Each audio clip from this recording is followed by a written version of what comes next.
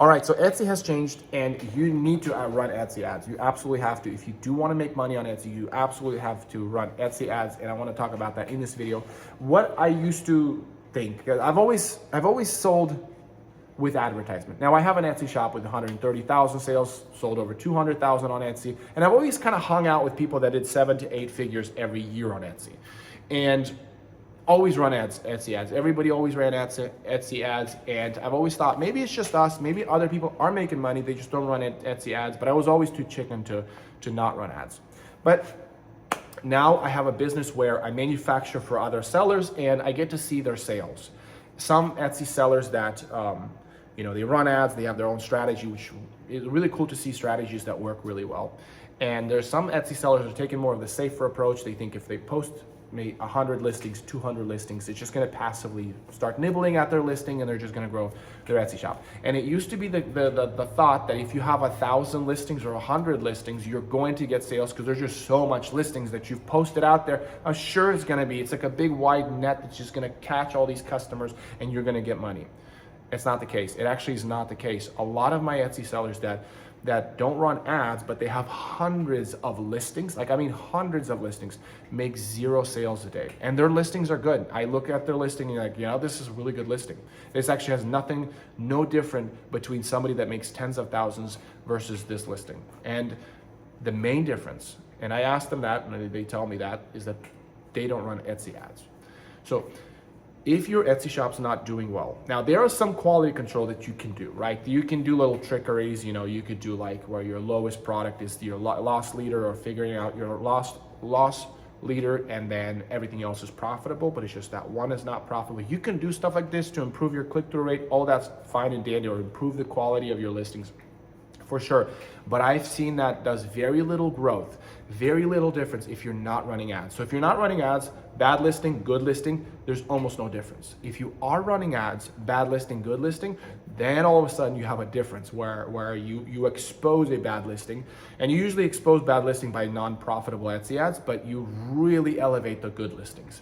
But if you're not running ads, even your good listings almost feel like they're bad listings. And so why you need to run Etsy ads? Now, it used to be different. It used to be you used to rank and things would happen even without running ads. Now there's so much more competition, and not only that, the algorithms become more of a ChatGPT type of entity. I don't even know what to call it anymore, but it's become a lot more. It understands that there are thousands of listings that look exactly the same. It already understands that.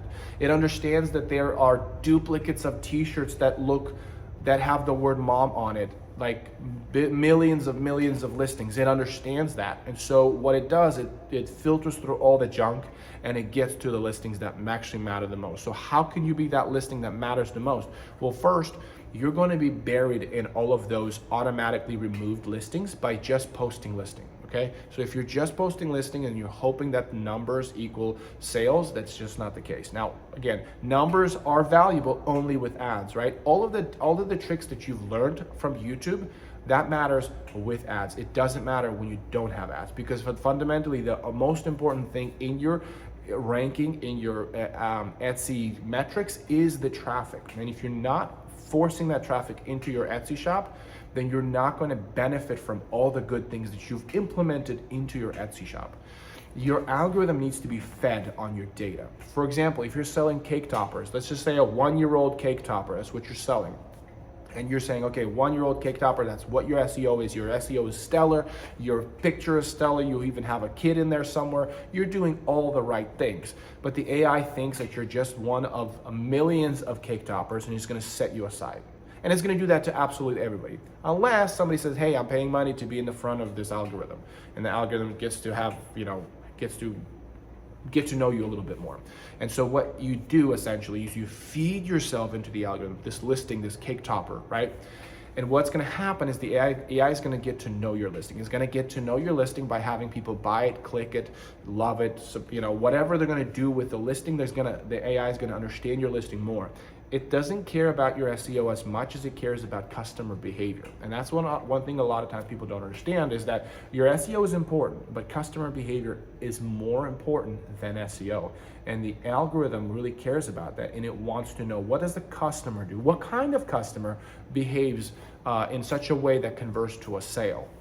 Because what it's gonna find out that maybe it wasn't your SEO was not what you should, it's not the accurate thing. In fact, it's not a cake topper, it's a cupcake topper. It's a whole different cake topper because it was small enough and it's perfect enough for cupcakes. And so these are the kind of things that AI will find out. And we'll also find out that, hey, somebody that also bought glitter will be, it's a mom that has a girl as the birthday girl. It is a mom that also loves soccer. It's the mom that also loves events. It's a mom that also, it understands all these smaller details that you, as somebody writing the SEO, will not understand. And AI is becoming less and less dependent on SEO because it's a learning algorithm. It's kind of like when you write in ChatGPT and you write for a long time, it really gets to know where you're trying to get to.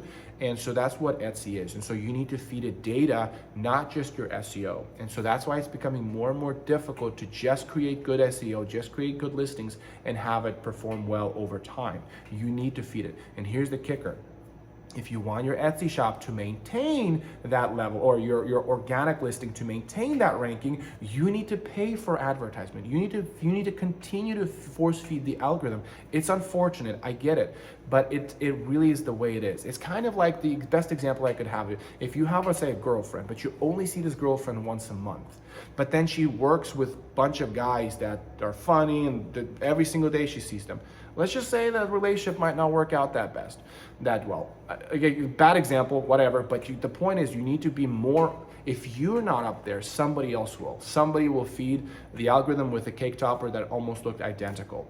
And so there are so many listings out there that replicate exactly what you're doing, even though you think you're the only one, but there's just so much listings that you have to force feed the algorithm with your listing or with your product. And so then you start to figure out conversion rate, and you start to figure out maybe this is not the right product because it's not, it's not profitable for me. You start to think about other products, but if the advertisement is not the problem. A lot of times people are like, oh, the advertisement doesn't work, therefore I turn it off, but then you have no sales. Well, what if it wasn't even the advertisement? What if it was your listing? What if it was your price? What if it was your, the way you created your listing? You don't know all of those things, but yet people are oftentimes turning off the thing that costs them money before they turn off the thing that costs them their pride. Maybe your design is just not good. Maybe you've missed something when you did the calculations or the keyword research. Maybe you missed something.